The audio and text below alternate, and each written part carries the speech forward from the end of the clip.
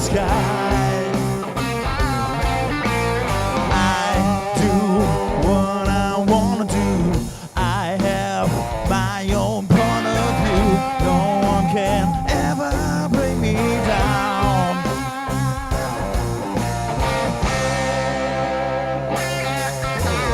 Bring me back to a place where I wanna go. Bring me back to a place I already know. Bring me back to a place I belong. Bring me back to a place where I wanna be. Bring me back to the people I wanna see. Bring me back to a place I call home. I live the life that I live to the ones who I love and give. I make choices that I make. I need someone around me said I want someone who takes me as I am. I don't need someone who makes my plans.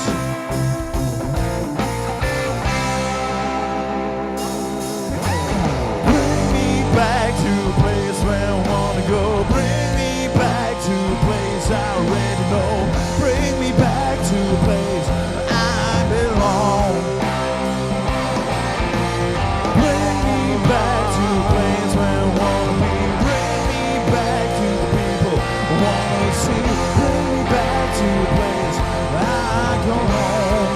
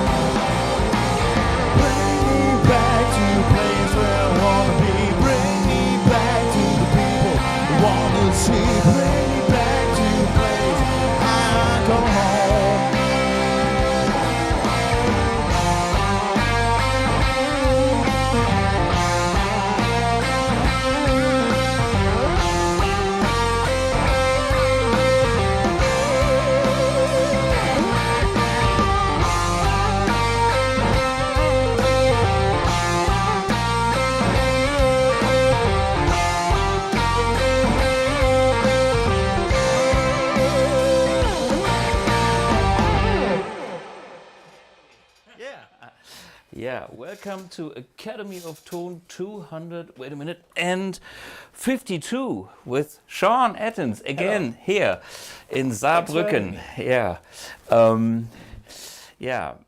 Tonight we have an episode about what you have been doing lately. You have been doing a nice tour with Mitch Ryder. Mitch Ryder. The rock burlesque legend from 1979. Okay. Wait a minute. We have to get rid of your super vocal mic. Huh? Something is wrong. My mic is off. Okay. What's wrong? We have. Okay. It's dead. Let's fix it. What about this? See, this is a live stream. Oh yes. But the battery is full? Live is live. Na. That's only for the Germans. Okay. Okay. So Mitch Ryder. Yes. Mitch Ryder is a legend. Yes. Hey, let's get rid of the mic. Cool. Yeah.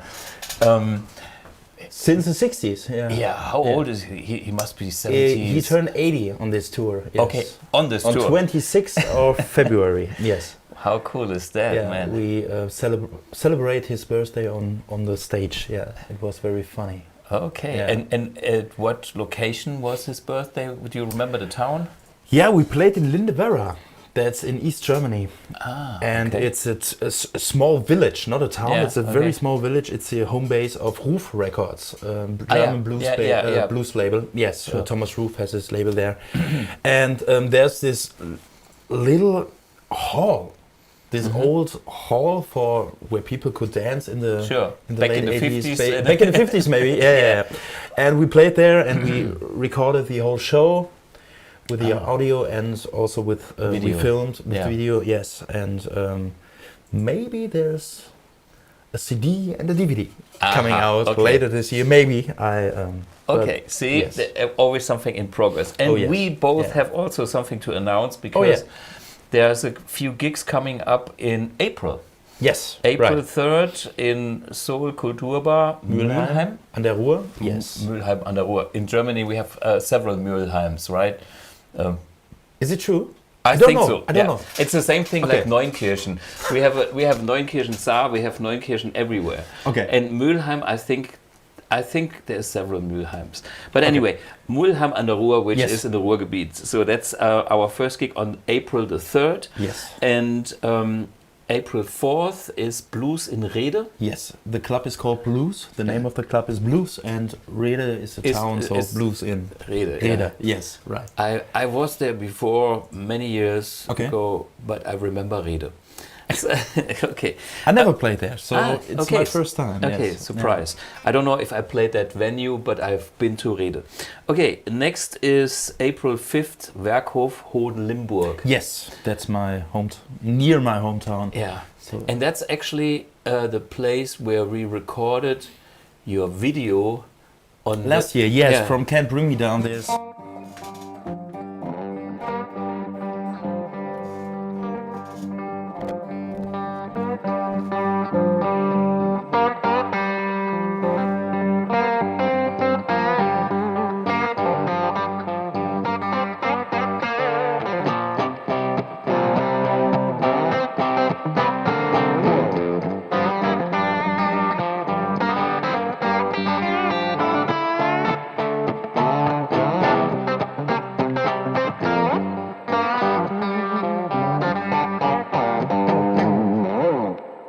Can't Bring Me Down, right? I have not played that track, but it's still already there. in your mind. Perfect. It's one. And it's a good riff. Yeah, it's a killer riff. It's a good thing. Yeah. It's a killer riff that you came style up. Things, yes. Yeah. So these are the 3 gigs we're talking about.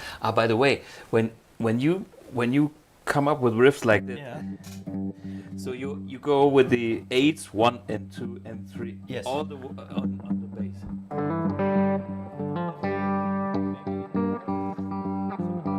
Maybe also not in minor, in major.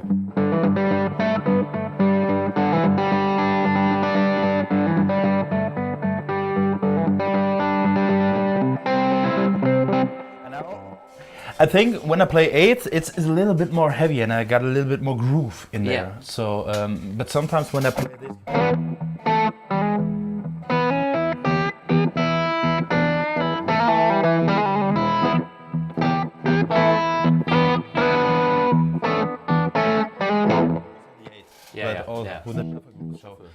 Most of the time I played like that because I trained it by myself. I never had a teacher who trained me this, and I took my guitar and I heard something on the, not on the radio, but on the CD, and I listened to it and I played it. So I figured it out on my own way. Sure. And it's always good to have whatever your version of something that maybe somebody does the same way or maybe different. It does not matter because you do it your way, and that's all that matters. Very cool. But hey, let's talk a little bit about the Mitch Ryder tour. Yes. So, how long are you with this band? Or we were together for 5 weeks. Okay. On the first day when we met, we filmed a video for his new single Lily May, and the single was released 1 week after we're filming this video. Yes, and then we had 4 days of rehearsal, but it was not 4 days of full rehearsal. So it was every day. Let's meet at 12 o'clock, and then we rehearsed until 1 o'clock, and then Megan, Mitch's wife, came in and said, "Guys, I made something to eat for you." So everybody went into the kitchen, and we had dinner for 2 hours or 3 hours sometimes, and then we rehearsed for an hour, and we did it 4 days, and then we played 23 shows all over Germany and a little bit of Europe. So we played some shows, one show in the Netherlands, in Oss. Grüne Engel is the name of the club. Bigger club. Venue, bigger venue. And then we played in Bratislava. I played in Bratislava for the first time. That's Czech Republic, isn't it? Yes. No. It's Slovakia. Slovakia. Okay. Sorry. Played in a museum. It was a guy who had money and he wanted to book all these bands and legends. I think so. And he had this tent outside, and it was very cool. But he had his heating machines in there, and it was cool. And then we also played in Austria, in Innsbruck. And then from Berlin to Kiel, Rostock, Hamburg to Munich. All this. Everywhere. But not in Saarbrücken. So I mean, Saarbrücken is not on every tour list because Saarbrücken is kind of on the edge of Germany. It's not in the middle. It's close to the French border. If you play in France, you make a stop here. Maybe next year when Mitch is coming for the next tour, then we play maybe in France. So where is he living? He's living in the town near Detroit, in the outside of Detroit, Michigan. Okay. Yes. Michigan. Yeah. We have a lot of American artists touring in Germany. Yes. Just for those who didn't know, but we have a good club scene still. Yes. When I compare this to what I hear from the United States, sometimes it works over there as well, but you have to be in bigger venues, or I believe it's a bit harder over there than here. And also Mitch was a big star in the 60s. He had some hits with Jenny Take a Ride, CC Rider, Devil with the Blue Dresses. It's also on film soundtracks and everything like that. And then he had no big hits for maybe 15 years. And then he was invited to the Rock Palace. Okay, WDR Rock Palace in Germany. In Germany, yes, in Essen. Rock Palace is yes. it's a very famous TV program. And this was his comeback. Yes, and the most famous concert for him because he was very drunk, and he went on stage very late. He should play as a first band, but then they decided, no, Mitch, you can play at the latest. And he had to. His stage time was 2 o'clock in the night, and it was not so amused about that.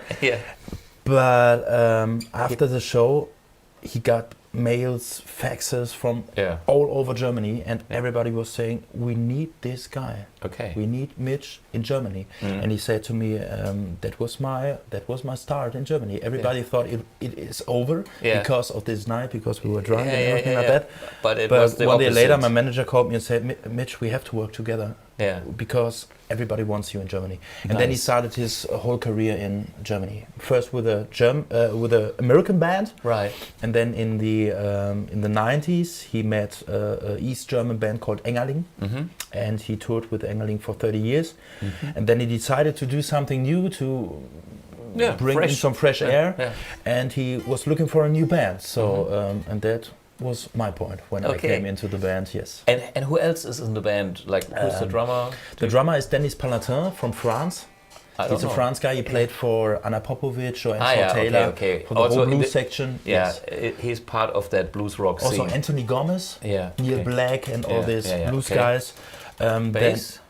Bass is Tom German. He's a German bass luthier. He builds his own basses, Torillo basses. Okay. He's also selling his basses via Thomann and everywhere. It's very cool, and we have a new project going on, Flying V. So he built me a gold top Flying V. So I'm it's my. I don't have a V yet. That's something on my wish list for someday. But it's okay. I'm a Strat guy mainly, and then Les Paul. The V is something cool because what I like about the V is not as heavy as a Les Paul. Yes. And so it's a thing. I believe between there's a Les Paul, there's the 335, and in between you can have the V and the SG somewhere. Yeah. This is how I not too bassy, but not too much treble. It's in between there. Yeah. And they're actually cool guitars sound wise. I like them a lot. Last year I played in Legato, blues in Legato with Sean Anton's band, and everybody was playing Tellies and Strats and ES335, and I decided to play.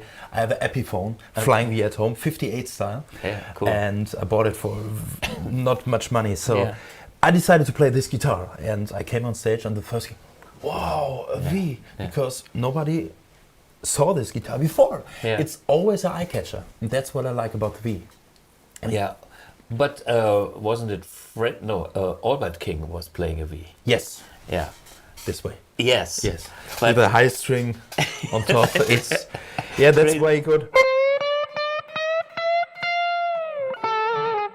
This big bends. It's so. I think he started here. Made the bending until from what's that, 8 to 12. Yeah. It's not possible. Only on the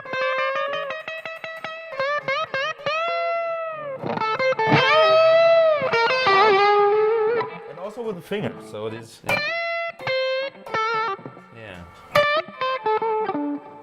Yeah, I mean, it's so cool. He's such a cool guy when it comes to phrasing. Okay, back to the Mitch Ryder tour.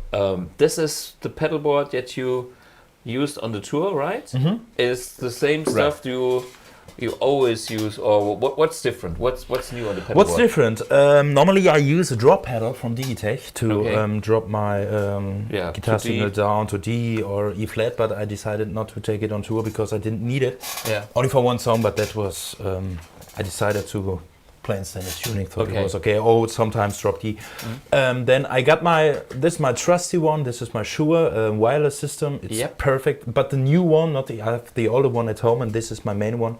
What is the difference between the new and the old one?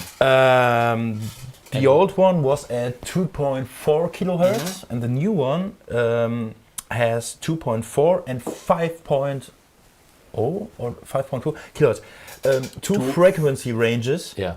And the pedal chooses the frequency range automatically. So it looks for the free spot. And because with the audio problem, I got some problems. Yeah, sometimes I had drop-offs and something like that, and that was so I decided to buy the new one. Then my trusty Digitech Hardwire Tremolo Rotary this year, and I got it on a setting very, very fast because Mitch said to me, "Oh, find a very, very strange sound," and I was. Dialing in, you can see it here. By the way, I kind of like this rubber covers. Yes. This is something super special. When you find them. Yeah. I have a few pedals over there in the corner, as you can see. Okay. And I have a few of those things. You simply put those over the knobs, and then they are protected and they can't be changed anymore. Also, what I like, do you know the Tone Lock series of Ibanez? Yeah, I have an old with TS7 at home. With the knobs. Yes, that with the you can knobs. push. Yeah. Also, perfect idea, but they didn't carry on with this idea. Well, maybe they were not so successful. Yeah. We like sometimes pieces. So I got my tremolo rotary, and I have set it on, I think, on the vibe setting, and it sounds like this. Oh, that's vibro pad. Yeah. And this effect I used for a song called Soul Kitchen. It's originally from The Doors. I think I have over here. I have exactly the same. Let me check it. I just want to know. Yeah, that's the same one. Yes. So here. And you don't get these pedals. Yeah, I know. Or it's very rare. Yeah. Rare to get them. Yeah, same pedal. Yes. Oh.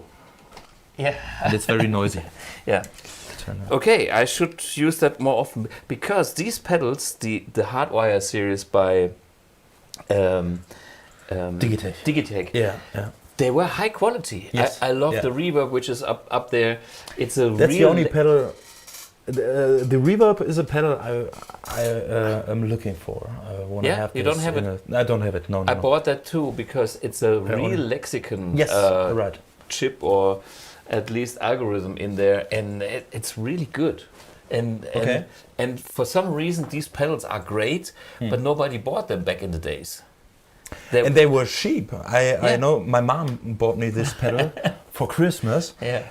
But I knew the price, so she paid maybe 120 euros for this pedal, and you can dial in every vibration. Is so rotary.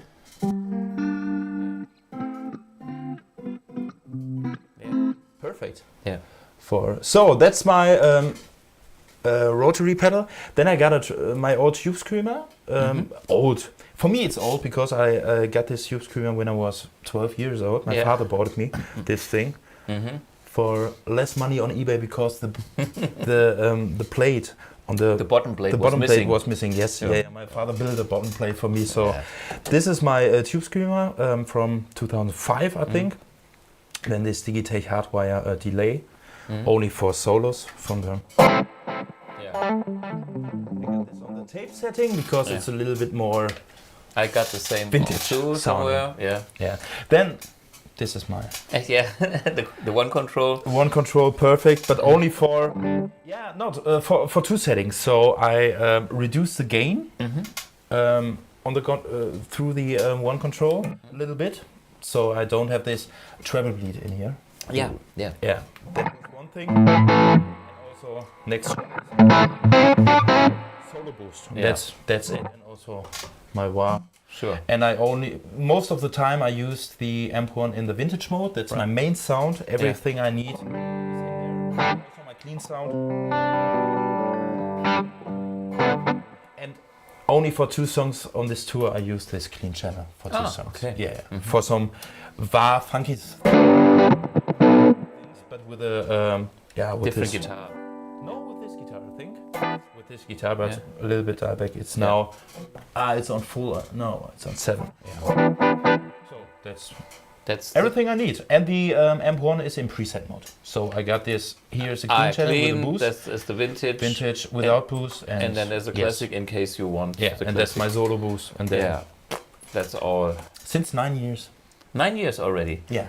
I bought the first silver edition in 2016. Yes. Okay. Early bird. Middle 2016. So in between, I used here and then some tube amps from Real Tone, great sounding amps. I remember. Also my Marshall, but this is my go-to thing because I got everything I need on this board. Yeah, and that's you told me the story about what was it, Norway? Yes. With just the M1 or just the M1 in my suitcase. Yeah. My guitar on the back. Yeah.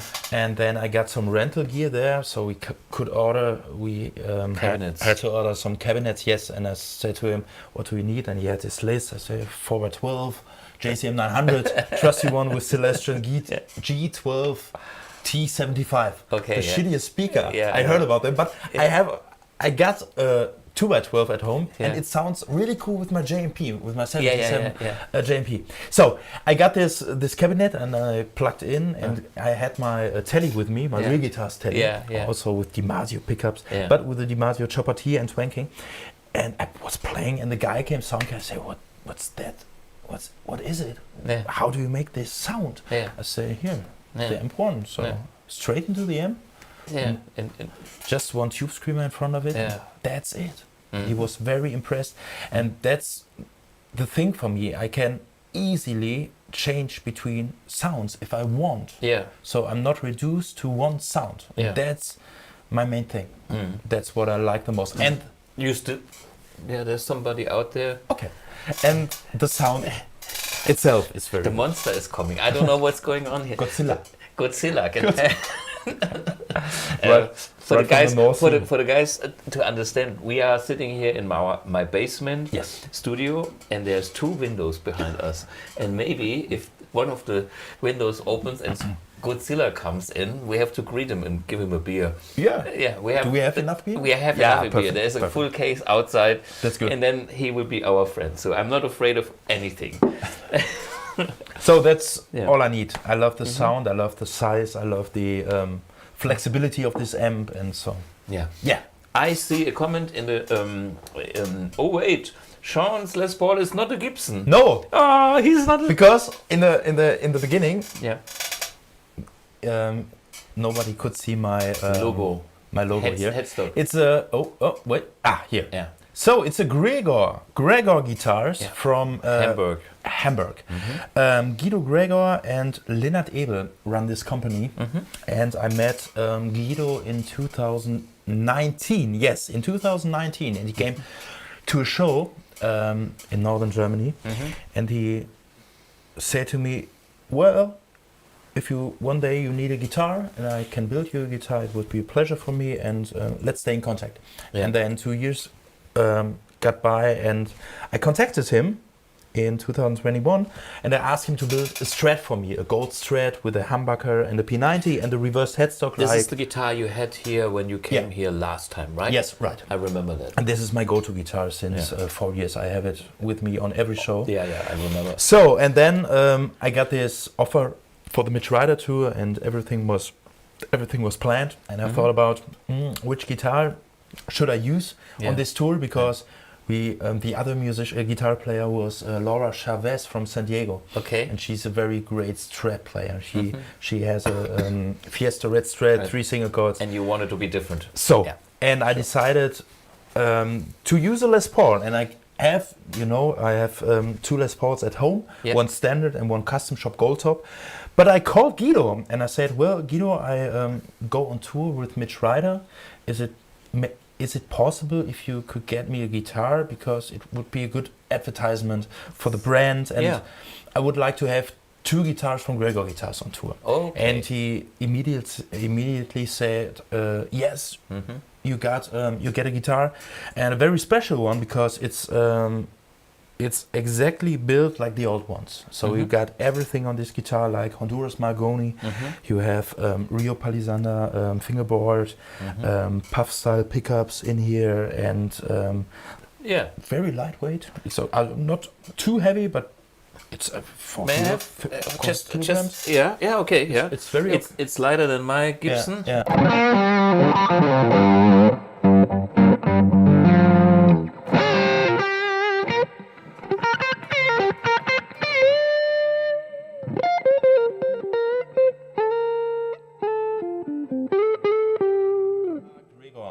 Pickups. Sounds good.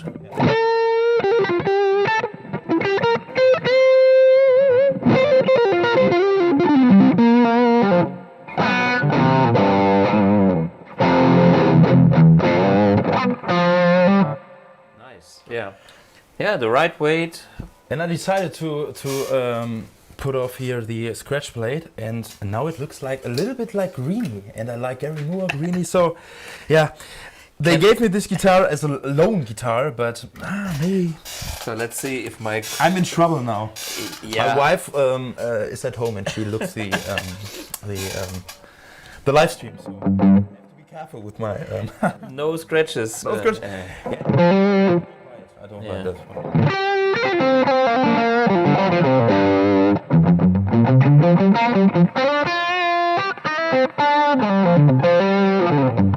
More mids, I think. Yeah, it's a slightly different. But what pickups are in there? This is Klopman's, HB 59, 57. But okay. This is like before he officially had 57. So this is an attempt to what is out now. Yeah, okay. He is now on the next generation, which I miss here. Yeah, okay. And so I will get an update eventually.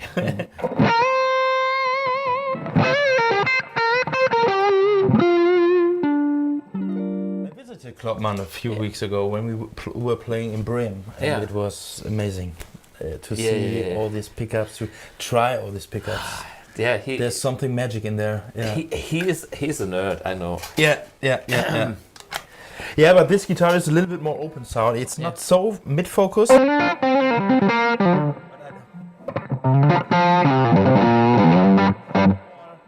do you say it? It's very difficult to describe a tone for me. It's a little bit more like a telly, a little bit more spanky, the sound. But yeah, it's a great guitar. I love it so much. So maybe I have to buy it. Yeah. Sure.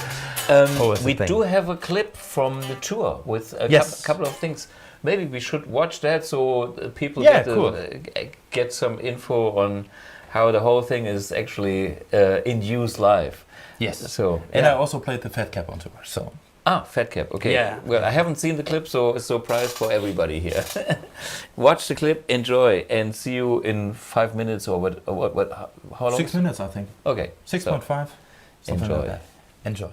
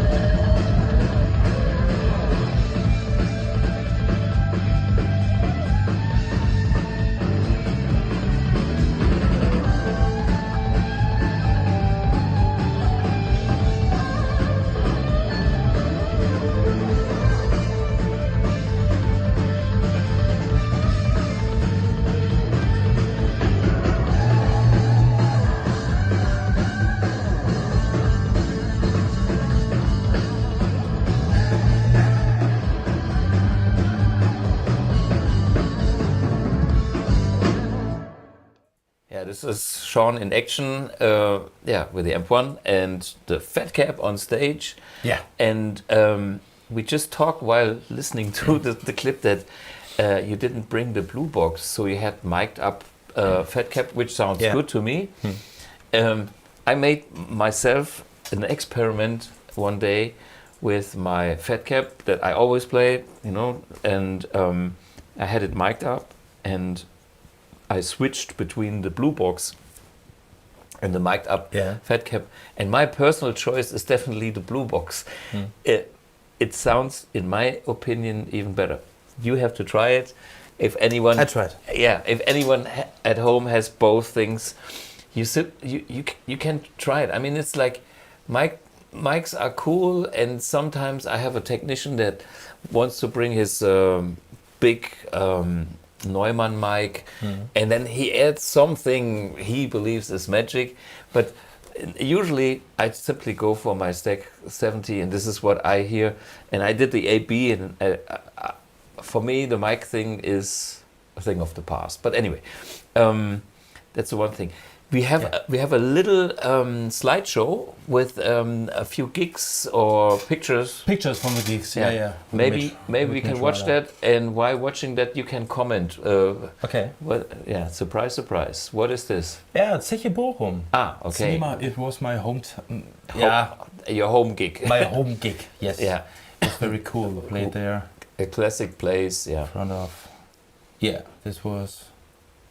Do you remember? Do you remember?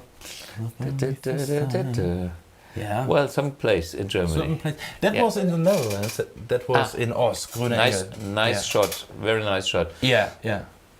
I like the car. And you played the harp. I played harp on this tour. Yes, I learned harp since last year, and I had one song. I mean, there's a big teacher in your. Chris Kramer. Chris Kramer is one of the best harp players. He showed me some things on the harp. Of course, yeah. That was also in the Netherlands, in Oss. Yeah. And so Mitch is singing on seat because he's now 80 years old. And he got some problems with his back. So at that age, I think that's understandable. But there he is standing, yes. Yeah. But his voice is so great. It's unbelievable. Yeah. Okay, so it's so. That's a good news. That voice, 80 is quite some years. Yeah, and he say about himself that he when he speaks very, very softly. Okay. But when he sings, he has all the power. Yes, yeah. He has a speaking voice and a singing voice, and it's so crazy to see it because it's so his singing voice is so phenomenal, unbelievable. Yes, that was in Knust, Hamburg. Hamburg. Yeah. That was in Knust in Hamburg. Very cool club. Was my first time at Knust, and that was in Nürnberg, Hirsch, I think. Hirsch in Nürnberg. Yep. Yes. Yeah. That was in, I think, Bensheim Parktheater. Bensheim. Yeah, I think so. Yeah. Near the Roxy. Near the Roxy. Yeah. Right. Also this shot there. Yes. Yeah. So. Market was the and there I was playing acoustic guitar for one song. This is my triple O, Martin guitarist triple O. Right. Cool. Triple O. 80. Yes. Very cool guitar. Yeah, that's it. There we are. Cool. So when you do the blues shred, with I mean, let's call it. There's all the standard things, and where's my cable? And then there is sometimes we have these repeating patterns. So, and of course that's good to make a climax. I mean, if you just wait, okay, here's my solo, that's boring. But I mean, it's cool to build up a solo.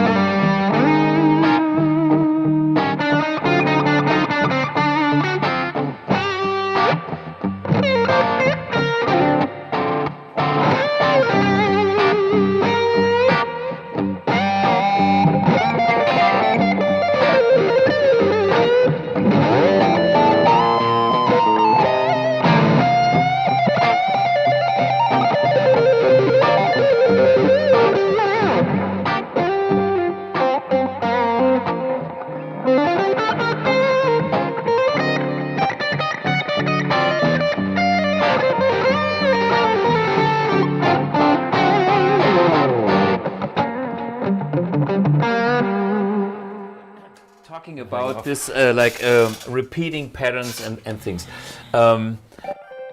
Yeah, exactly these. I don't know what I'm doing there, so no. Yeah, I have.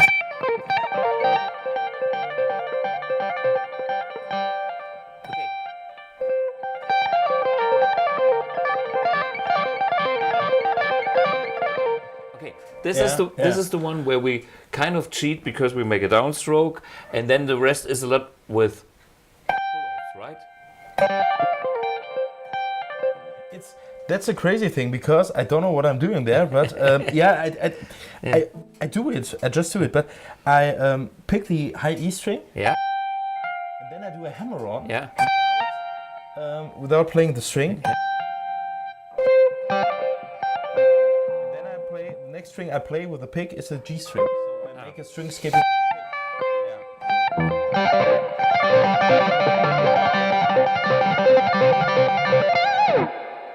Very cool. Yeah. So for those who have no chops in this territory, here's one of those licks for you guys. Yeah, what I sometimes do is, of course, repeating patterns. It's like you can't. I mean, Bonamassa sometimes does groups of 5 and 6 and all that.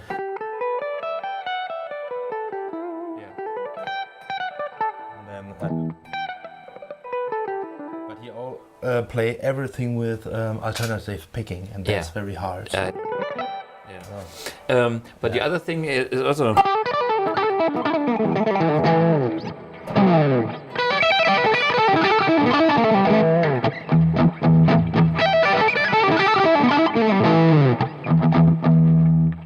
Stuff like that, or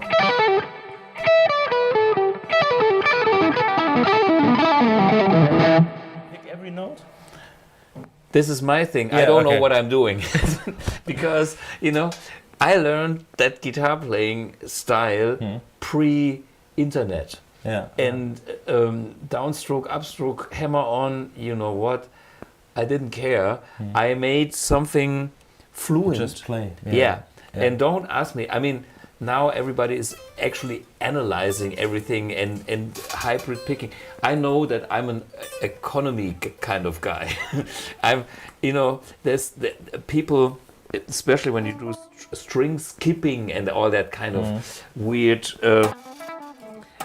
I always go for the easy way, and that's also the reason why I can't play a few licks that other guys can play, because they, some of the shredders, you have to practice that stuff. And for me, it's okay. I have found a way around it, but I know that even people like Yngwie Malmsteen are doing their thing by being economic in a way. Yeah.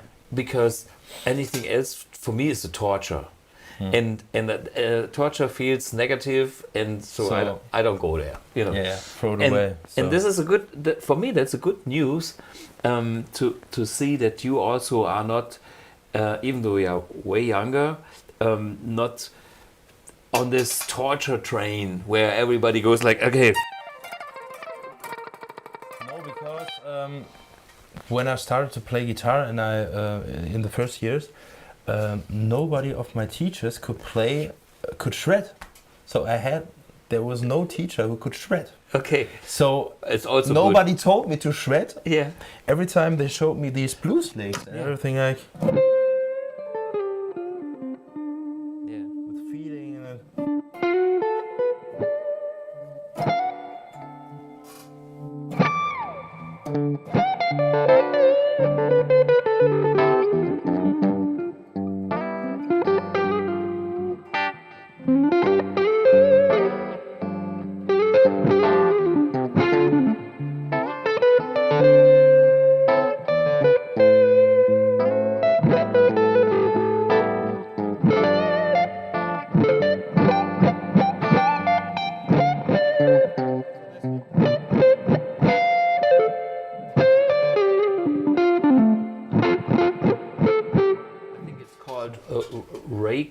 Rake? Yeah. Okay.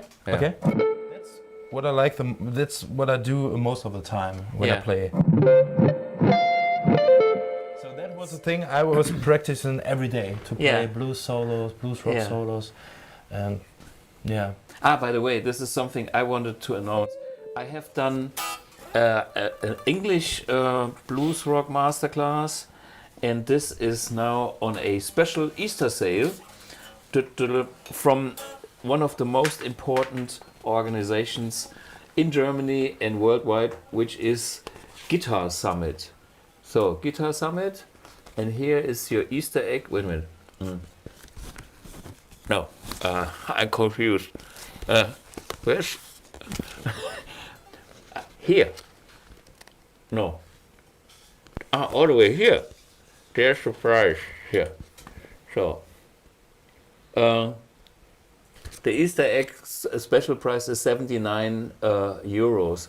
It's in English, and it's, I don't know, hundreds of hours I have recorded it. It's probably one of the longest courses they have ever made. 30 backing tracks, 60 videos, 10 hours, and PDFs with 152 pages, chords and blah and blub and all of that. So if you want to practice this thing in English, go to guitarsummit.com/academy, and there you find that. 79 is the course for Easter. Then it's going back to the regular price. But the point here is, I'm self-taught, and then when I had to do the course, I had to think about a couple of things what I'm actually doing. Yes, yeah, that's so. And it's good for you or for me because it's like I'm learning myself again. I got a lick, and I played most of the time in combination with. Then I started, I go down.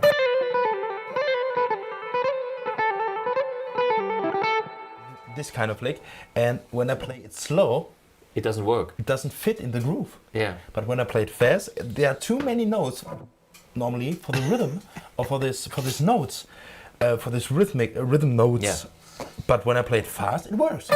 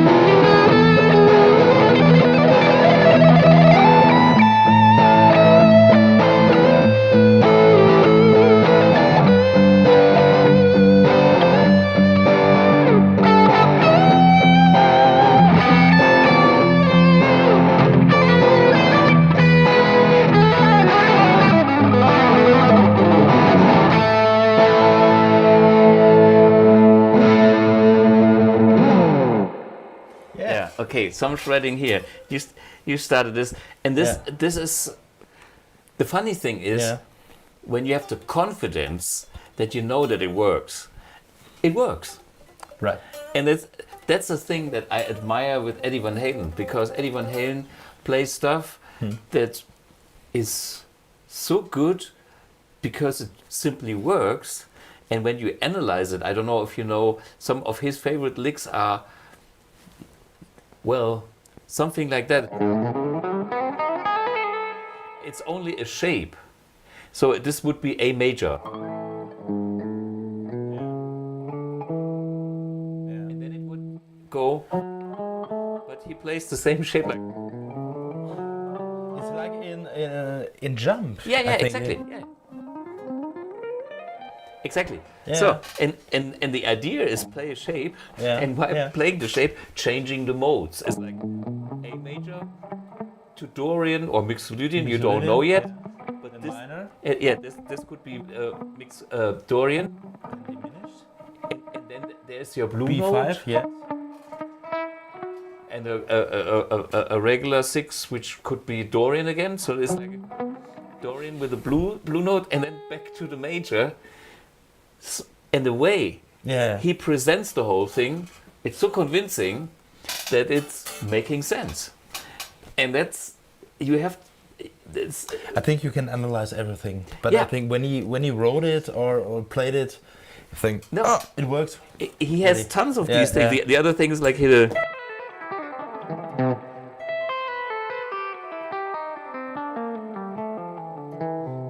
The same shape, but again, if you would put like music theory behind it, then okay, this is a minor, Dorian. There's your blue note. Oh, there's your sharp 9. You know, it's like, wow, this guy can play jazz. He gave a fuck about what it was. It sounded cool, and it was rhythmically cool. Yeah, and for this time when he played this, it was unbelievable. Yes, So, and this is maybe that quick little lesson that I can see. You know, if it fits rhythmically, and it makes a nice ending, you can go. You can get away with it, and maybe it's even exciting because it's like a friend of mine told me this. This phrase, it's like falling down the stairs, landing on your feet. Exactly. And thanks, Frank. Yeah, Frank, if you make this elegantly, you are Eddie Van Halen. You know, cheerio. So that just a little. We get you. Everything's fine. Also, this thingy, I just do it. I don't play. One note at a time, only most of the time two. But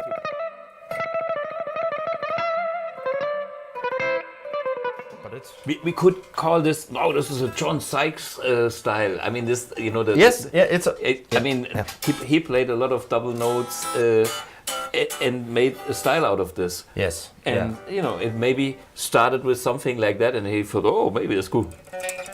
And then And then. So, and here we go to a nice topic. Scherfentief says it's 90% Mixolydian in rock music. So, well, yes and no and blah and blub. In AC/DC with the major chords, yes, and in a major blues. But let's do the blues, the dominant 7 blues challenge. Okay. For me, the thing is, if you listen to a beginner, let's do it in A. Yeah. We all know there is a pentatonic scale that we all know, and then everyone. So, the problem about.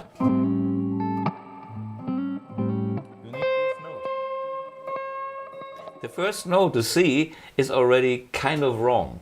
Yeah. That's why I would not start on the third on this. I would start.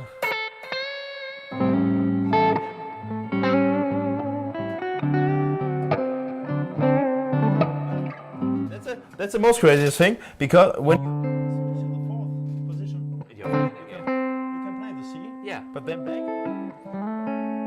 You need. I mean, for me, that's the first trap for a beginner. Yeah.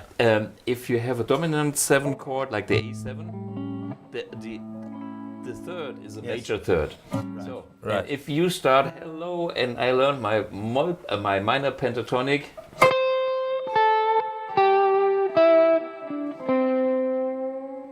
Yes. Bend it up to the major third and you're fine. So that's one way. Or make a hammer on. Also slide.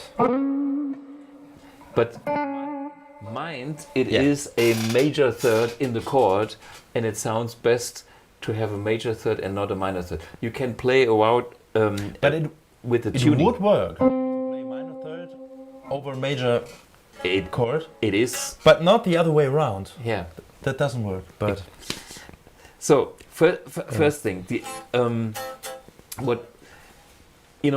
I have seen people that get kind of stuck somewhere. It's like, okay, I always play that. This is what I listen or get so many comments. I'm playing the same shit for the last 20 years. Well, as we all do. Yes. But maybe if you are stuck on a very low level with this pentatonic, and let me think about a few basics to how you can use a pentatonic. There's the minor pentatonic, and there's a major pentatonic.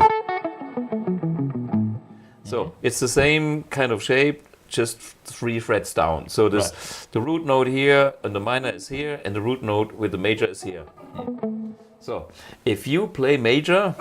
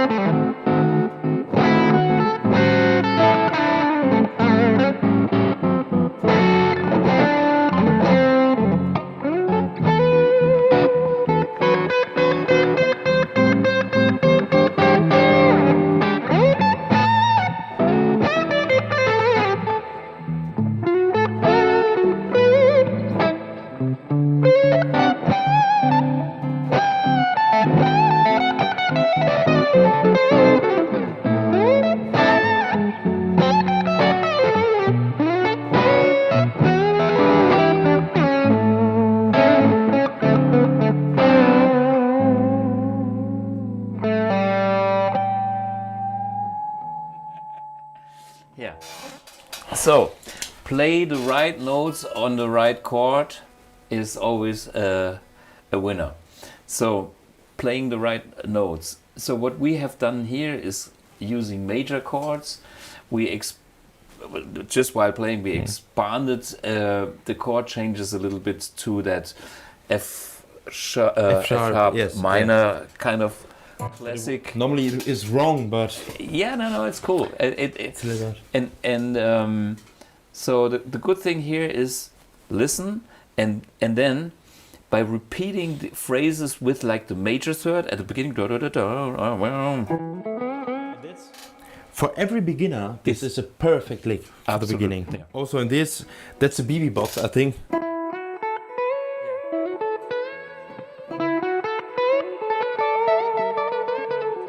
when you change to the fourth position, you only half bend. Yeah, make it. If you want to make a half bend, yeah, sure. If you can't make a half bend, only do.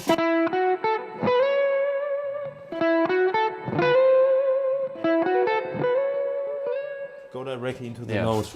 And talking about boxes, I mean, yes. we learn pentatonic in box 1, box 2, and this BB King box is kind of the major box.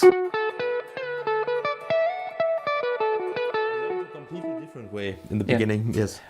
But who cares? But the funny thing is, so yes. when you're playing this here. Then when you go to the 4 chord, you can play the same box but just 2 frets down. Okay. Okay. We go. Yeah.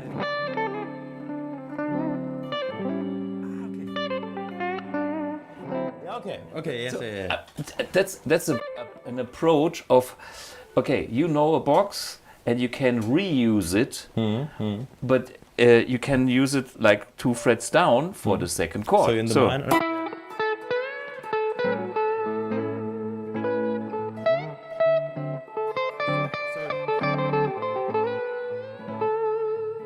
I know what you mean. Yeah.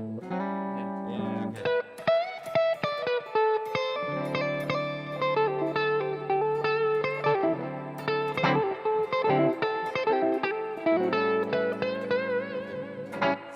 I mean, same box. Yeah, okay. Just move the box and it works. And the funny thing is, you can use the same box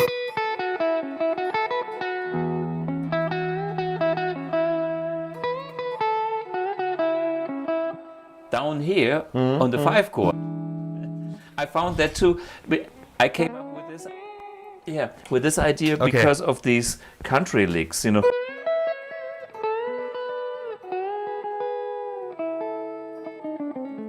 You know, when you play this kind of thing, I never saw it like that. See? Yeah. And my point is just when you get stuck with something, maybe turn the beer around and you see the other side of yes. Yeah. And for me, sometimes this kind of thing works. When I'm stuck, when I'm free floating and I have ideas enough, I'm not even thinking about anything. Okay. But the moment when I think is like, what is going on here? And sometimes it's like the Eddie thing, mechanical aspects can sometimes get you in another territory, and then you have to make it work musically, and then you create something new. Right. So that is the idea behind it. It's not a thing that everybody enjoys, but it's something that I was thinking about the other day. What other approaches can you have for people that get stuck? Other people have it all in the ears. They don't even know what they're playing. I mean, most old blues guys, do they know? Maybe not. Very little theory knowledge. One time, a student of mine wants to know some legato licks, and I showed him some legato licks in A minor, and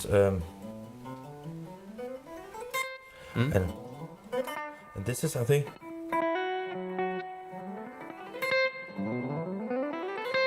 something like that.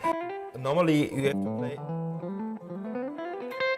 but I say to him, when the song is in A minor and not in A, what was the other key? I have to. This is Dorian. Dorian. Yes. And the song is not in A Dorian. Doesn't matter because the fingering is perfect. Yeah. So you have same fingering here, same fingering here, same fingering there. Yeah. So it's better to remember for the mind instead of. Yeah, this is straight major. That's the thing. When you play it very slow, you hear the difference. Yeah. Also, when you have an A minor song, you play Dorian over it. But when you play,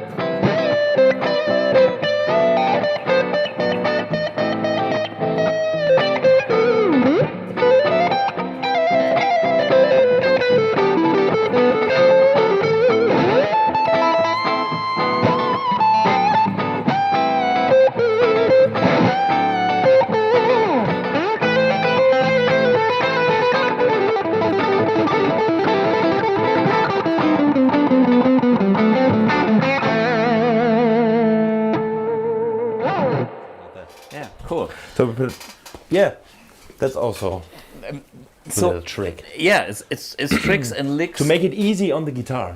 Yeah, and that's always been my philosophy as well. Yeah, don't do stuff that hurt your fingers, or I mean, you can practice, but don't overdo the things. Yes, I think it will hurt your whatever muscles and fingers. I'm not playing huge stretches. My fingers are too short. Yeah, but you know, this is the jazz players that I know. They can play interesting chords with just two. You know, Django Reinhardt. Yeah.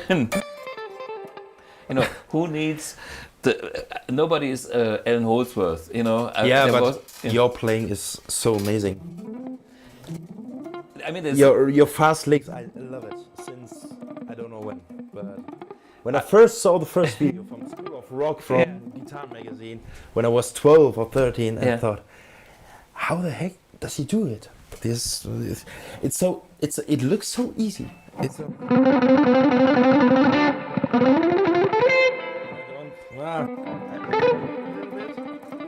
not a shredding guy, but you play one note at a time. You also play.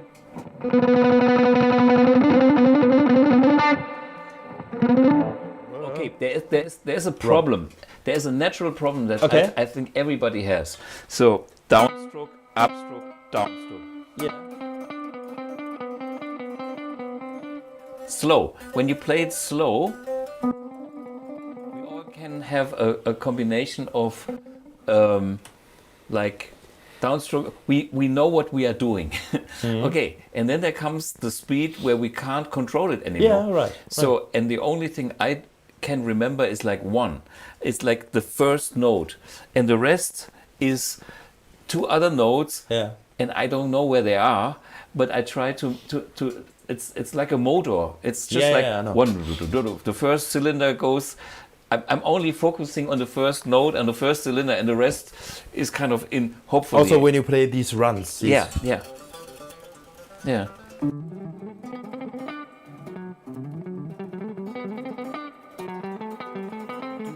you have a special picking technique when you play it? Do you? So you have a slide angle here. Yeah. With the pick. I'm coming from. I learned on my Blackmore picks. Wait a minute, do I have one in my pocket? Yeah, these big ones. Yeah. Oh no, these. The house. Yeah, the house shape. Well, I think I cleaned the pockets because I had some money in the pockets. I had some money. Now it's all gone. Since you bought the pizza. Yeah, and then we bought the pizza. But anyway, I can do this even with like this is a cheesy plastic pick.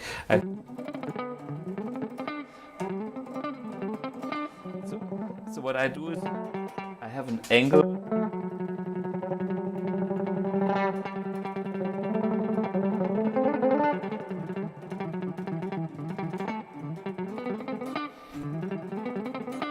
I love this. Perfect.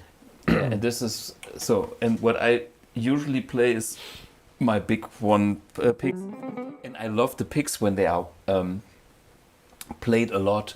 This is why I never give my picks away, because the edges are so worn out. Oh.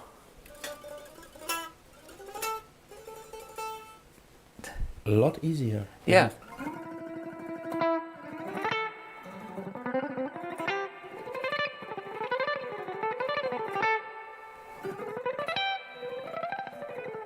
That's cool. I think the trick is to have thick picks with round edges. Yeah. And not when these are fresh and new, I suck too. I have to play them in. Yeah. Okay. So and the basic idea behind this when I go. So I need to have the beat for the one, you know.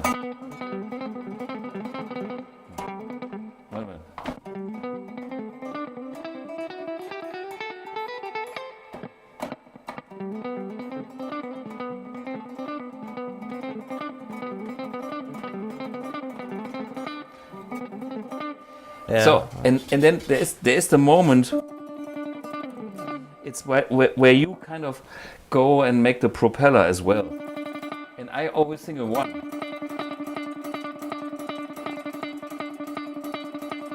Yeah.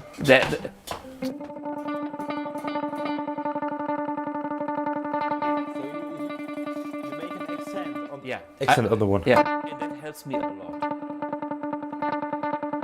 Yeah. You only keep the groove in everything you play. That's cool.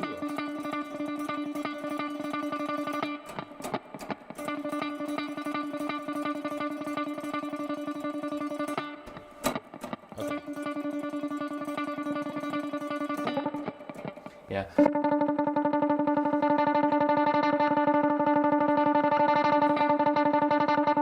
Okay.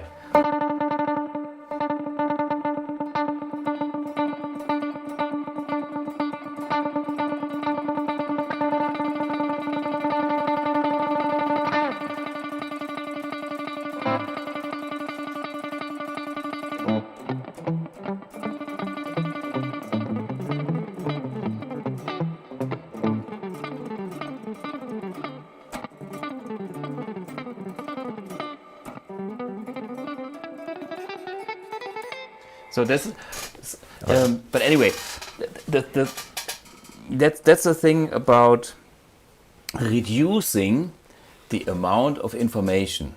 Because if I would think about every down and up strokes, it's like overload. You know, my brain is fucked. So do it Eddie style. Do something that makes a good rhythm, and let it flow. Right. Yeah.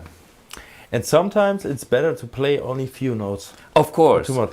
And that's you have exactly this thing in your online workshop course. Yes.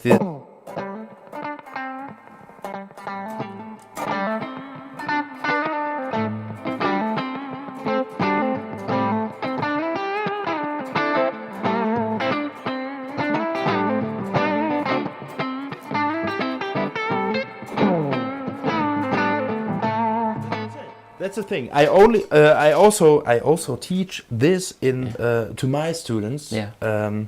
And sometimes it's funny to see guitar players who are very fast and they can play everything like that, faster than me. But when they have to play groove or single notes, with different story,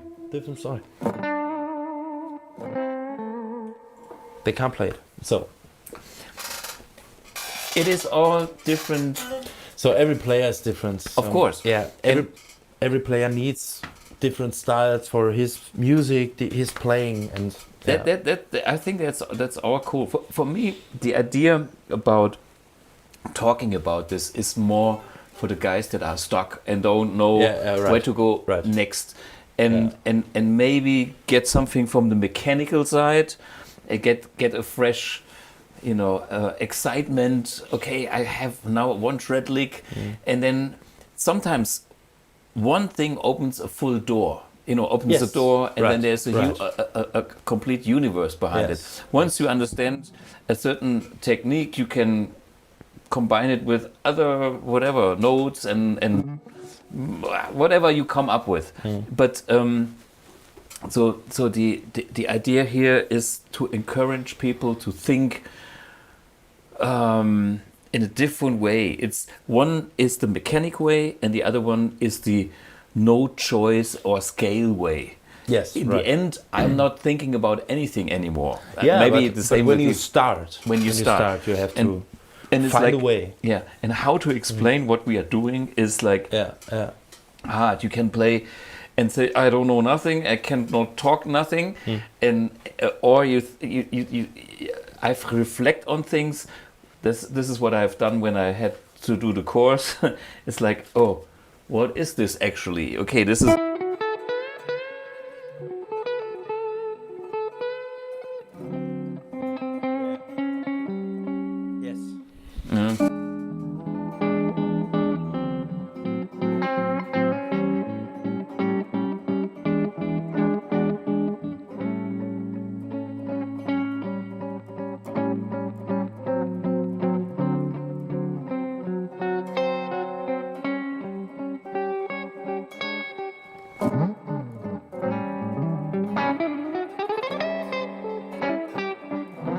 By the way, I can show you this very expensive lick. It's the cheesiest thing ever. Okay. A. Okay. And the next thing is, I use the Eddie Van Halen note. Okay, but I was clever. What I do?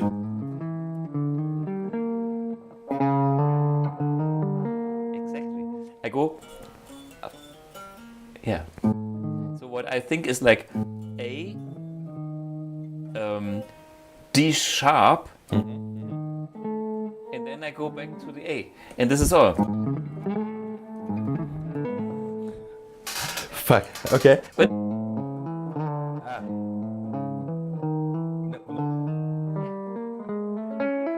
sounds expensive like hell, and it's easy like fuck. It sounds weird. Yeah. And it should. Yeah. So and. Or don't ask me. Yeah, but just play it. Just play. Yeah. But the idea again is something which is like a major arpeggio. It's another arpeggio, and I can go. I could play this on one string or the next string, but I chose to go sideways and do in and out. This is of the box. Of the box. Yes. And that's all it is. Yeah, basically. Sometimes. Yeah, could be like diminished. Yeah. Yeah. But you play major chords on a what is it? Tritonus interval. Yes. Yeah. Yeah. Exactly. So it's just a concept. It's a bit abstract, but it's like I could shock you, and that's at least worth something, And now you know how cheesy the whole thing is. It's a. But this note.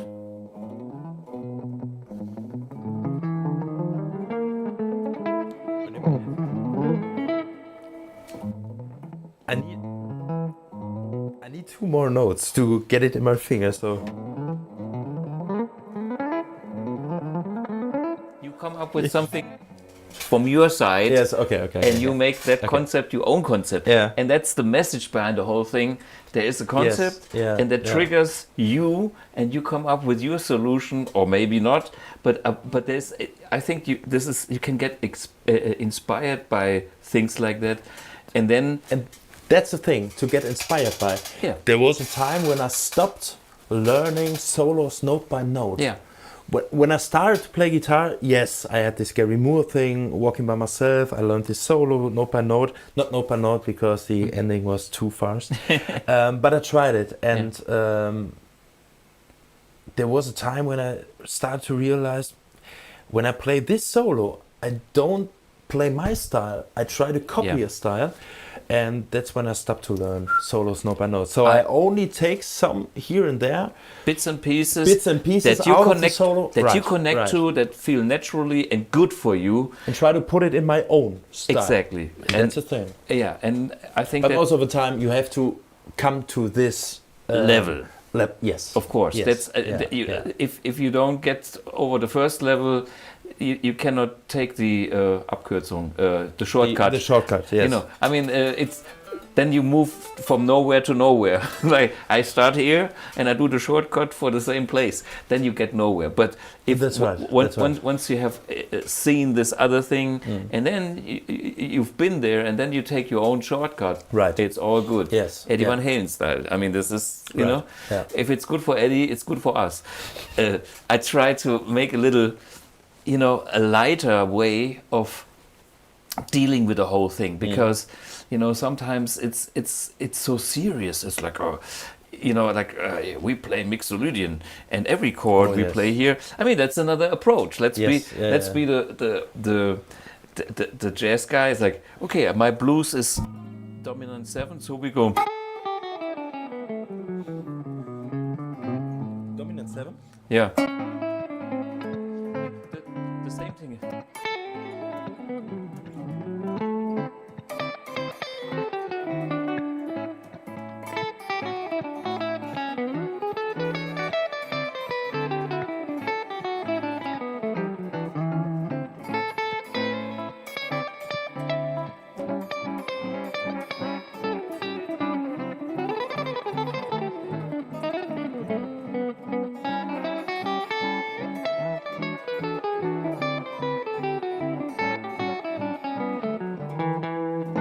What I have done now is my favorite tune in Germany is Alle meine Entchen, which one of my phrases is like everybody that plays melodic plays Alle meine Entchen anyway every day. Yes, yeah. But anyway, so and this is a Mixolydian scale from. We all know it as the D major notes or D major. So.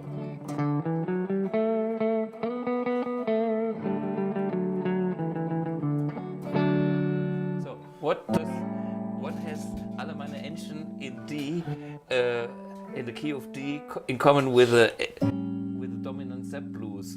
Well, all the notes, and that's a lot. The only problem is if you think Alle meine Entchen, you sound shit. But it's already in the fingers, because that's probably one of the first things you know.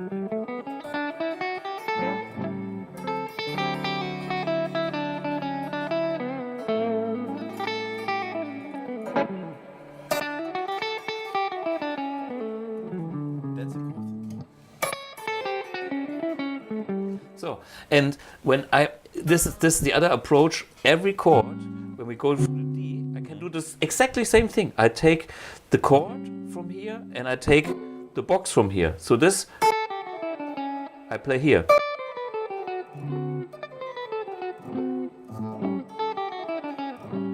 And when I go to E,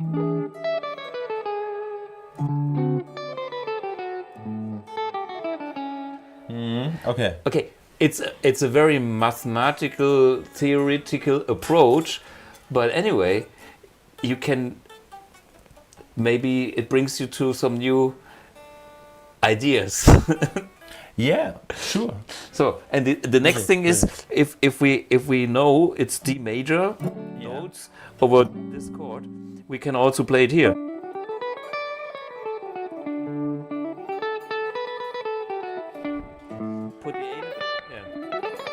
So, and then Okay.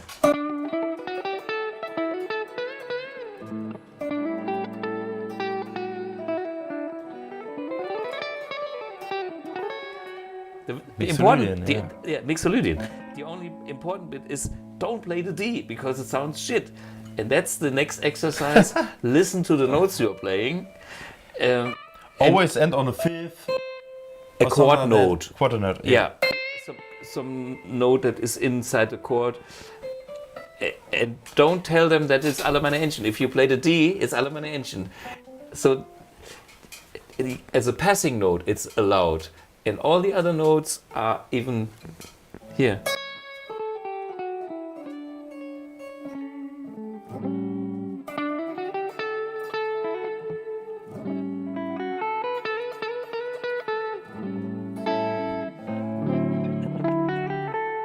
You know? Okay. Crazy. It's just it's another approach. Different view on the and fingerboard. It's like when I get bored, I have different views, and then you can also go and have this kind of Mixolydian scale as a combined into your minor pentatonic, like.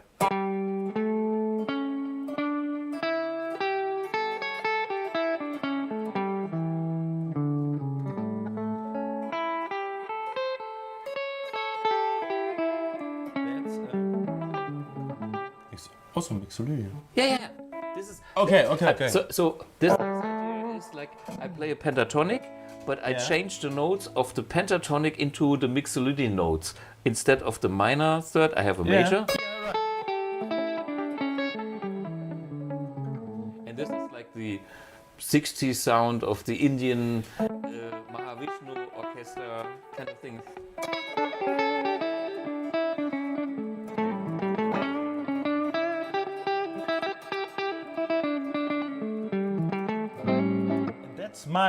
That is my way to look on the fretboard. Yeah.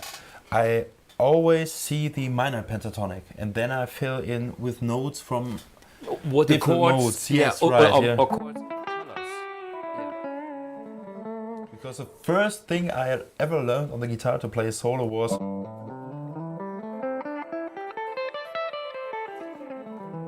And this is so essential and so good. Because.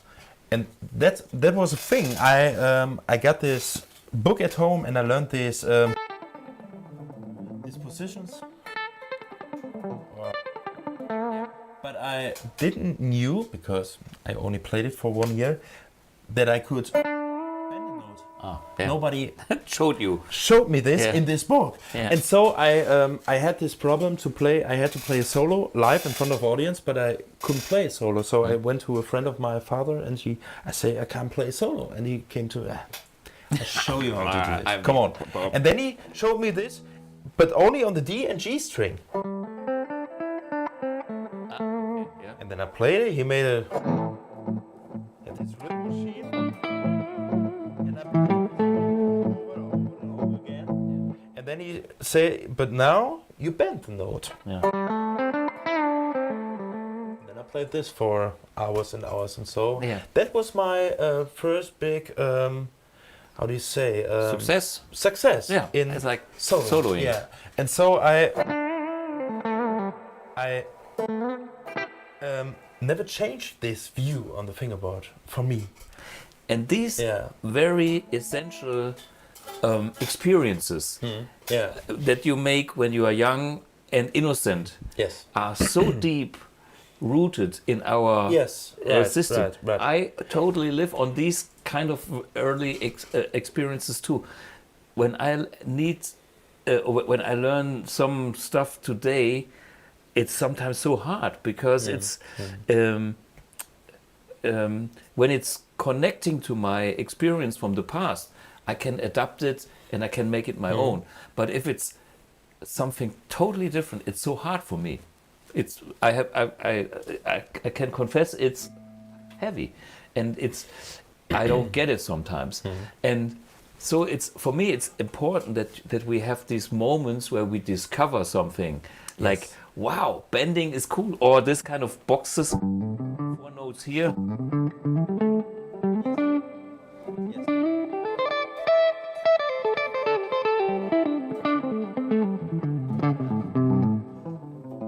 Yeah, okay. You know, it's like I could see the same fingering here, and here. Right. So Exactly. there's your lick.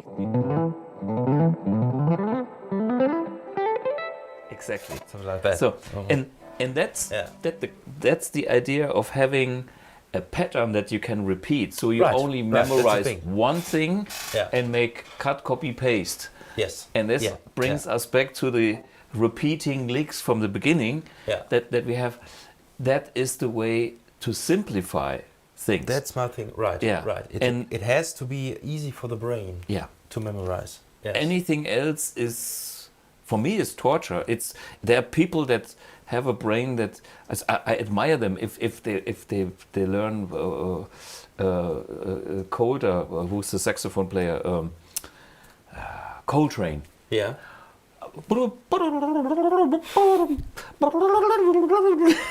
It's like, hey, what? It's like I could never do. I don't understand one phrase. You know, it's like. It's too fast for the brain. For me, it's like too hard to follow. I mean, it's art. It's art, and I'm not saying it's bad. It's just not my world. It's like Yngwie Malmsteen. I don't hear his music, but when I see him playing, I love to see him playing because he can play things nobody can play, and with this, it looks effortless. It looks so easy. Yeah. Yes, because he don't works out of his wrist. He just moves his thumb and his finger. He found a way how to reduce the picking. Yes. To still have the picking. Yeah. Maxed out and without effort. Yes. And that's the way, you know, if you any kind of sport or any kind of activity, it should not be super hard. I mean, when you want to run fast, you have to learn slow and then come into the flow and then make smaller moves, not too big moves, and then you get efficient. And that's a process. Yes. And I think Yngwie has found his way how to be super efficient. And I don't know, Aldimiola, all these fast players. Yes. You cannot do it with the standard approach. Up stroke, down stroke, and big. I mean, you have to find a way to make it easier for you to play it. Yeah. In this beat and also these long phrases. Of course. It's sometimes.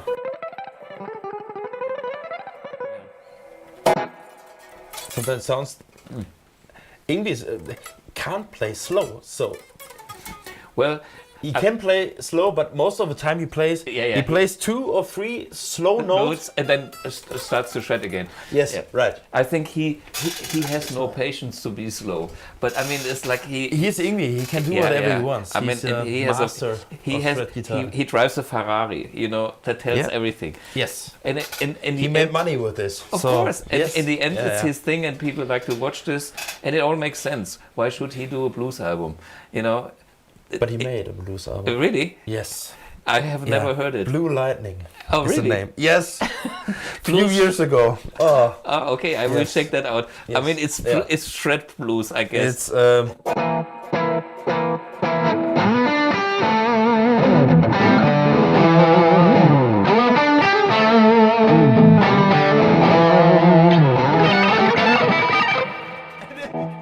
Yes. Okay.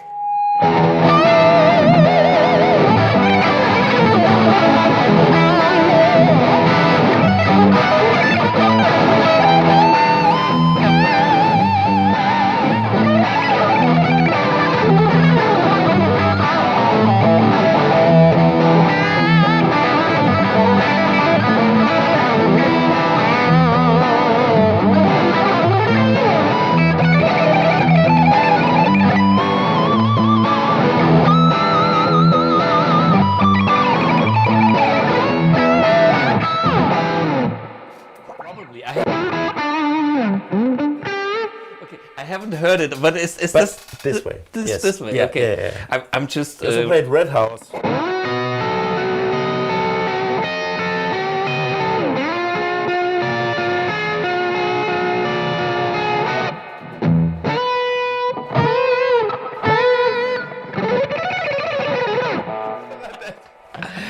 Okay, that's the Yngwie version. It's his way to play the blues. Yeah. By the way, he's a great guitar player. Absolutely. No. We are just having fun because we should have fun with everybody, including ourselves. Yes. And the best thing that I like is, have you seen the video of BB King? No. There's a BB King on stage, and there's a guy that sounds like Yngwie, and it's like unbelievable. It's so you see BB King, but with the sound of this other guy of Yngwie, and it's Yngwie. I don't know, Dark Star, one of his thing, and BB feels the note, and Yngwie goes. Unbelievable. If somebody finds it, BB shreds, and you can see, all these, the band and the black guys, they really feel it. They really feel it. And then you have Yngwie music in the background. Hilarious. That brings me to the next thing. Have you seen that Spinal Tap is coming out with a Spinal Tap 2 movie? Oh my god. Yeah. Okay. In September, I think. Well, it goes to 11. Yeah. Well, what does it make? Well, it goes to 11.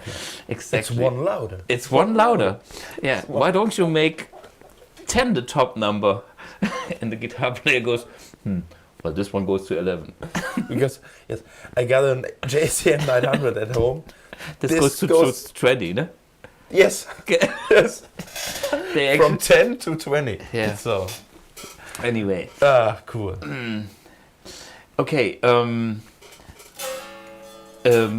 Yeah. So we got lost somewhere, which is not a problem.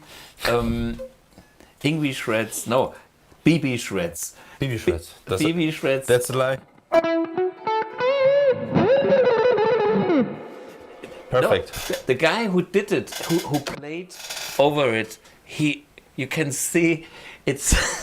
I mean, it is funny, but it's so good because you can see he even.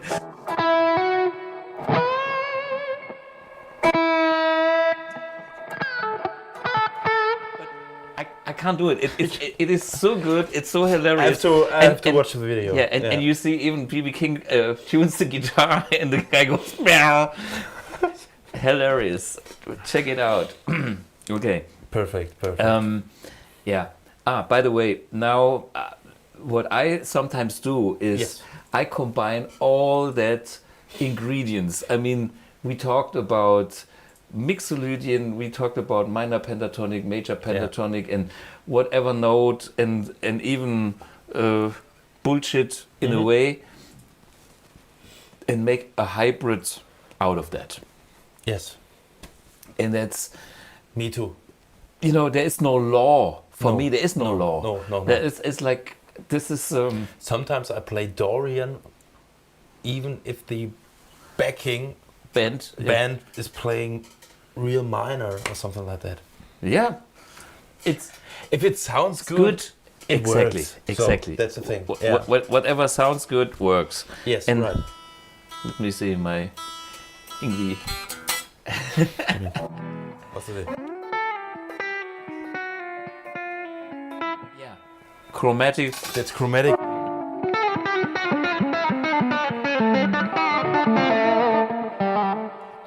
Another thing, I know we have no strats at the moment, but do you know there's a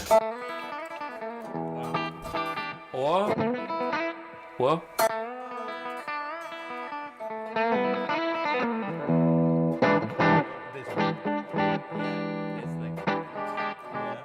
this? Okay. How do you play it? Do you play it with the band or with the... No. I play the slide because I think it's easier. And it sounds more original, I think. And I didn't play it because I can't play it that fast, so...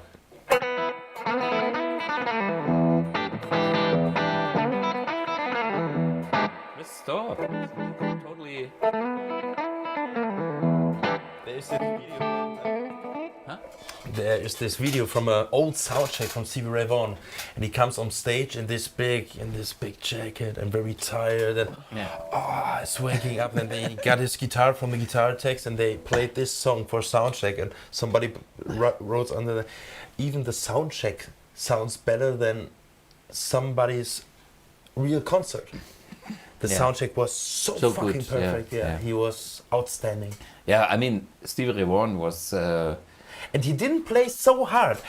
When I first saw Stevie Ray Vaughan and heard him, I thought he was... He plays 13 strings or 14 strings, 13 I think, and he have to hit the strings so hard. But then I saw some videos and some videos of his hand, and he It's light did not touch. play Too hard. so hard. Yeah. Most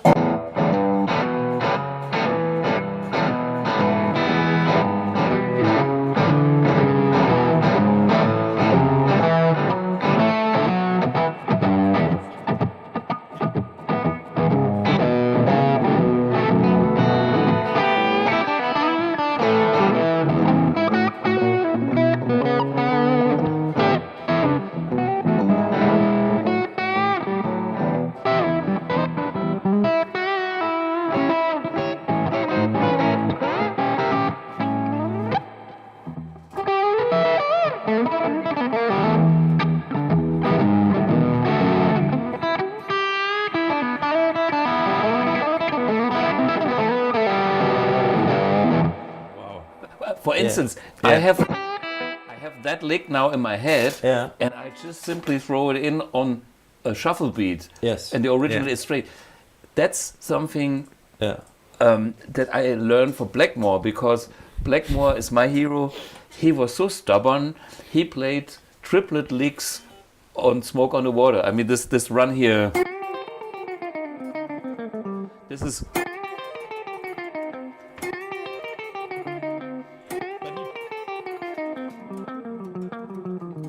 this lick is in C minor. But Yeah, for Smoke.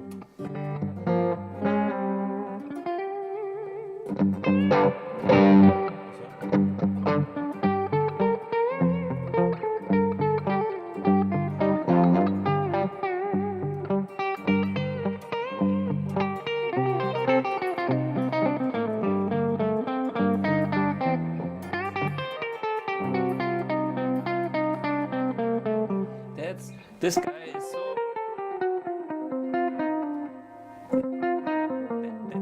And it's a triplet lick. It comes from the triplet lick, so but he makes it. But he plays it straight. One and a two, and he played a triplet lick straight. Genius. Simply genius. You know, I was so shocked when I understood that this guy, you know, it's like you have a square box and you make it round just by blowing it up. Yeah.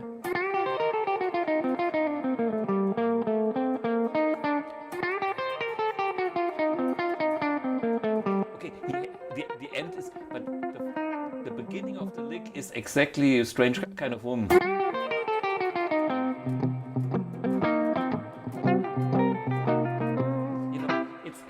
It's that feel. I mean, it's probably not exactly the notes, but he would have played that lick over a shuffle definitely 100 of times. Mm-hmm. And when he plays Smoke on the Water, he played that lick but made it straight. It's like, okay, it doesn't fit, so I just play straight. Genius. And and this, I mean, all these.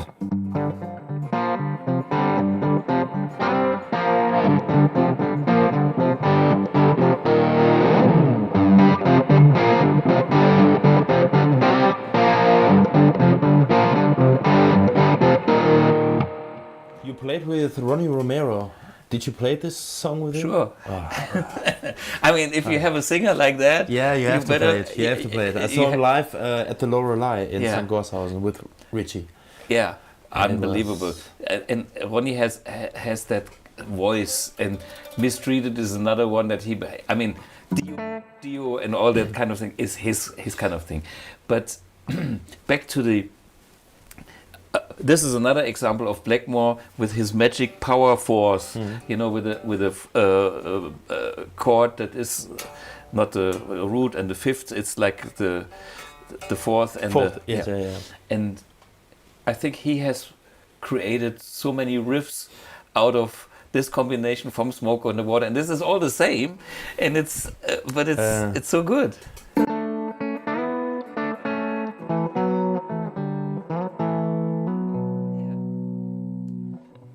What a perfect stranger. Yeah. Spotlight Kid. Yeah, everything. Perfect Strangers.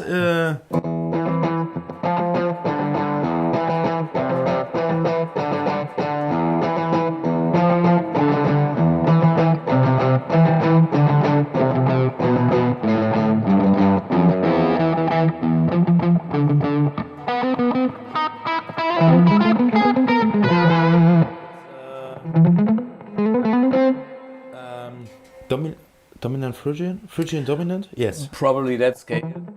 Or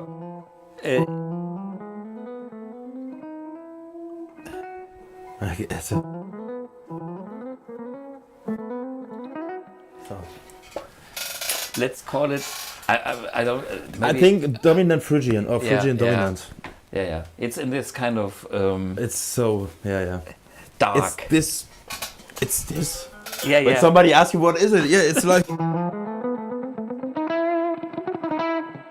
And then you play it fast, and then it sounds good. Yeah. Very good. Yes. Okay, hey guys, we have. This was a lot about notes. What about grooves? At the beginning, we talked a little bit about having like.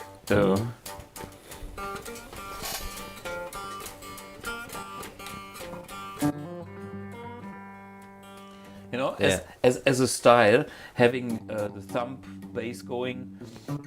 By the way, there is a guy, Justin Johnson, from the. Yeah. You know him? It is a guy that lives in Nashville. Yeah. I have been invited. This is the.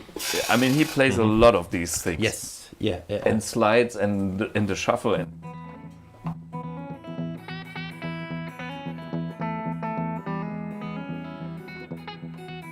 But also.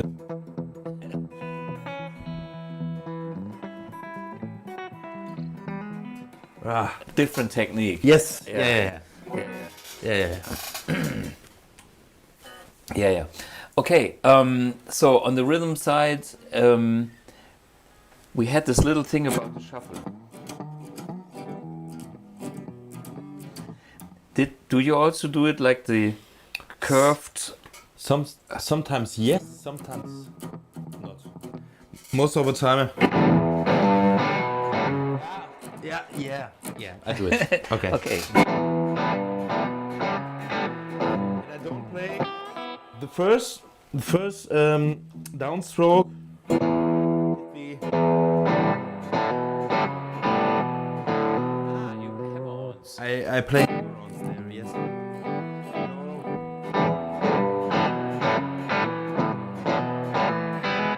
It's right, but Sounds so good. I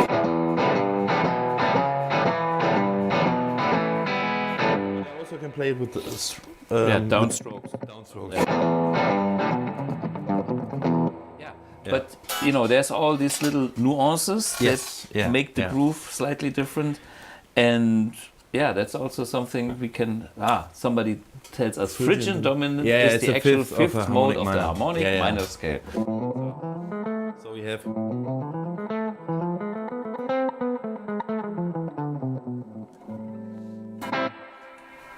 Have you ever played this in the blues? Sometimes, yeah. Okay. Yeah, in the minor blues. Yeah.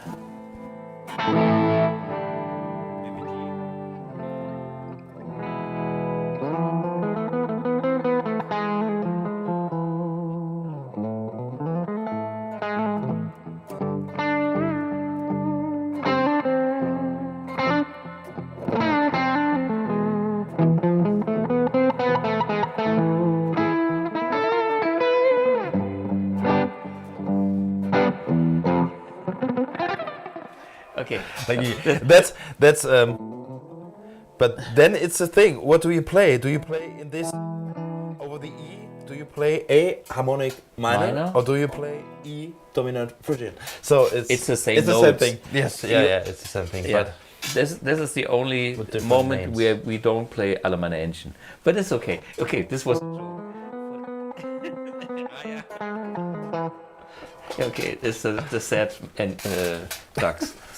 Okay, hey guys, I think if you do have a question now, please write it in the comment. Yes. For my side, by the way, just let's have a quick look at your settings. But I see nothing special here. This is bass on 5, mids a bit up on 7, and treble a bit down, which is also a natural thing on 4. And it's funny when I record with this amp, I have the bass already down to 2 or 3. Yeah, why not? I don't know why, but only for recording. But live, sometimes 5. Yeah, most of the time 5. Yeah. Mm-hmm. And then master on 10, and gain on 8. Yes. Is there anything? No. Sometimes it depends on the evening and on my feeling. Sometimes I turn it down to 6 or 7. Mm-hmm.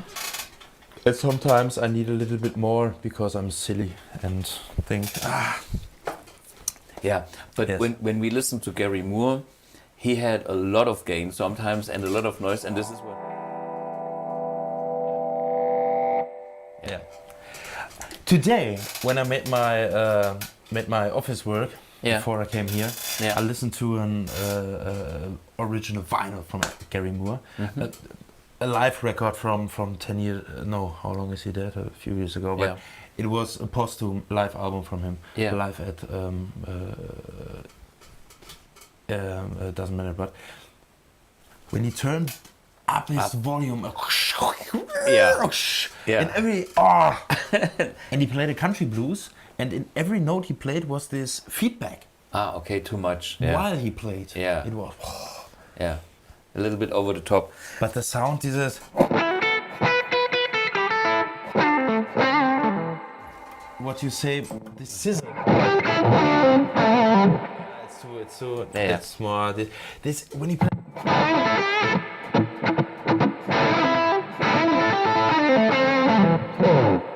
The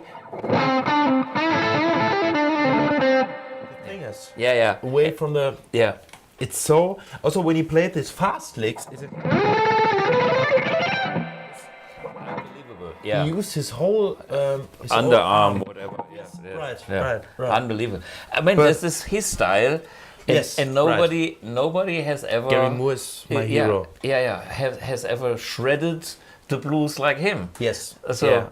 And also the feeling he had for the music. It's and so for me that's totally okay if somebody has that feeling behind it, because when he shreds, he still, I mean, he has the slow notes and he has the long notes and he has the shred parts, but he is angry and you can tell it's honest. Yes. It's not for the show. I show you that I can shred and No. This is, he means it. Yeah. It's like, hey guys, this is, I'm not bullshitting here. It's honest, and this is why he pushes the strings and everything physically to a limit, and that's his style. Unbelievable. Wow. So we all have our heroes. And they have their styles. Cool. So I think. Do you have questions or no? Phrygian dominant was the last info on an turned a knob on his amp. I don't know why this happens. I don't get the... Me or Thomas? No, here. It happened after Thomas. Turned a knob on his amp. I don't know why this happens. Okay, so it's probably about the studio sound here, but all good. One thing I forgot, because you asked me to do it, and thanks for you insisting on it. When we do our little micro tour with the 3 dates, 3rd of April, 4th of April, and the 5th, you asked me if I would do a workshop, like a clinic. Yeah.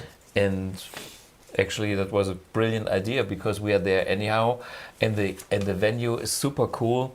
Yeah. So this is on April the 5th. Right. From 2 to 3:30. Yeah. So 1.5 hour, and in the English time zone. How do you say it in Germany? 1400. No. So English is 2 p.m. to 3:30. Yes. But for the Deutschen um 2 geht's los. Und dann bis 15:30 Uhr. Bis 15:30 Uhr. So I will bring, of course, my gear and my guitar and things. Yes. And I will make a BluGuitar workshop where I will talk a little bit more about gear. And that's something I will probably do more often because when I have more gigs later in the year and I find venues that are so cool, like this place, I enjoy using the opportunity. Yeah. So if you are interested, I bring, of course, the new MX, which I will play live as well. Yes. I will have my amp1, you probably have yours, and I got my board with me. Yeah, I will also, and then we can, simply be there and ask questions. Right. You can ask questions, we give answers, we show you things, and so be there because it's free. Yes. And if you want to come and just check out the clinic on the BluGuitar site, that's cool. But if you come, then you should also watch us play afterwards. Right. Yeah. We start at 8 o'clock? 8 p.m.? 8 p.m. 8 p.m. Yes. 8 p.m. in the evening. Yes, right. At Werkhof Hohenlimburg. Yeah. Yeah. I could tell you my first problem that I had about PM and AM. Yeah. I can't get it in my mind. Yeah, I nearly fucked up the flight because my flight was 1. Wait a minute. Was it 1 p.m. or 8 a.m.? So it was 1 p.m. Mm-hmm. No, 1 p.m. is midday, correct? And I was 1 a.m. Anyway, I had serious I had serious trouble to find the right day because that 1 a.m. belongs on the day after. Mm-hmm. And I was nearly booking the wrong flight. Anyway, guys, I'm so confused right now. If you have a flight in the middle of the night, after midnight, double check before you go crazy like myself. Okay, that was my lesson for today. This is something that first came to me with Jeff Healey and Gary Moore. Yeah, for me also. Jeff Healey. Jeff Healey was heard him killer. first in the movie Roadhouse. Okay. Then my father gave me the soundtrack of the film. There was Hoochie Coochie Man played by Jeff Healey and Tore Down, all these blues classics. Yeah, then I worked my way back. Stormy Monday. Yeah, Stormy Monday. It's. I still don't know how he, being blind and doing unbelievable. Sometimes he stood up and played like this. Yeah, and still found all the notes. And what a guy! What a guy! Yeah. Okay. A real star. Yeah. Cool. Hey, Sean, thanks for joining in. Thanks for having me. Yeah, it's always a pleasure. Now. Yeah. It's a pleasure for me. Thank you, Thomas. And we always discover something new. Yes. Shred the blues or leave it. Somebody is happy. You made my day. Thank you very much. Easily jumps to the top 10. Well, I mean, it is every episode is different, and every time you come here is different. Yes, and so different guitars. Yeah, and we don't have a huge concept. We go with the flow. We have a few ideas, and the rest is spontaneous. Right. So hey guys, thanks for joining in. Thank you very much. And if you are local German, then maybe you can check us out on stage April 3rd, 4th and 5th. Yes. And in Mülheim, Rhede and Hohenlimburg. Hohenlimburg. Okay, dog. See you guys. See you later. Bye bye. Cheers. Bye. Have a nice evening.